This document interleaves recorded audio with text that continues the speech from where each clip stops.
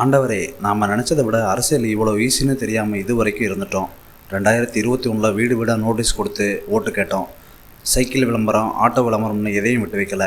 முக்கியமாக எந்த பொலிட்டிக்கல் பார்ட்டியும் திட்டாமல் நாம் என்ன செய்ய போகிறோம், நம்ம கொள்கை என்ன, நம்ம கோட்பாடு என்ன, நம்ம வாக்குறுதி என்னன்னு தெளிவாக சொல்லி 5 வருஷ திட்டங்களோட இன்டர்வியூஸ், பிரச்சாரங்கள் எல்லாம் செஞ்சோம். ஓட்டுக்கு காசு வாங்க மாட்டோம்னு வீட்டு வாசலில் போர்டு வச்சோம். சொத்து விவரம் நேர்மையாக இருக்குன்னு காட்டினோம். நாங்கள் சரியாக செயல்படுறோன்னா உடனே ராஜினாமா செய்வோன்ற அளவுக்கு கமிட்மெண்ட் கொடுத்தோம். என் முகத்திற்காகவோ இல்லை என் சாதி, என் மதத்திற்காகவோ ஒருபோதும் நீங்கள் ஓட் போட வேண்டாம்.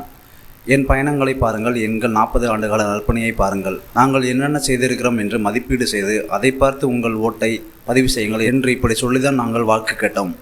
ஆனால் இங்கே ஒருத்தர் இன்ஸ்டாகிராம், ட்விட்டரில் ரீல்ஸ், மீம்ஸ் போட்டு எந்த இன்டர்வியூ கூட இல்லாமல் ஜெயிச்சிட்டாரு. அப்படின்னா 2031 நாமளும் ரீல்ஸ், வீடியோஸ் போட்டு ஃபன் பண்ணலாம் தானே தலைவா? அவ்வளவுதான் சிஎம் ஆகிறது. ஒரு ஆக்டிங் ஜாப் மாதிரி ஈஸியாகிடுச்சு போல. ஆண்டவரே, நாட்டு மக்கள் மற்றும் ஜென்ஸ் கிட்ஸுக்கு இதுவே போதும் போல். நம்ம நேர்மையெல்லாம் தேவையில்லை போல்.